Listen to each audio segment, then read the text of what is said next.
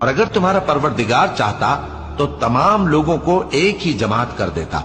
اور وہ برابر اختلاف کرتے رہیں گے،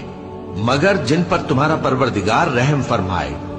اور اسی لیے اس نے ان کو پیدا کیا ہے۔ اور تمہارے پروردگار کا قول پورا ہو گیا کہ میں دوزخ کو جنوں اور انسانوں سب سے بھر دوں گا۔ اور اے نبی اور پیغمبروں کے وہ سب حالات جو ہم تم سے بیان کرتے ہیں، ان سے ہم تمہارے دل کو جمائے رکھتے ہیں، اور ان حالات میں تمہارے پاس حق پہنچ گیا، اور یہ مومنوں کے لیے نصیحت اور عبرت ہے۔ اور جو لوگ ایمان نہیں لائے ان سے کہہ دو کہ تم اپنی جگہ عمل کیے جاؤ، ہم اپنی جگہ عمل کیے جاتے ہیں، اور نتیجہ اعمال کا تم بھی انتظار کرو، ہم بھی انتظار کرتے ہیں۔ اور آسمانوں اور زمین کی چھپی چیزوں کا علم اللہ ہی کو ہے، اور تمام معاملات اسی کی طرف رجوع کیے جائیں گے، تو اسی کی عبادت کرو اور اسی پر بھروسہ رکھو۔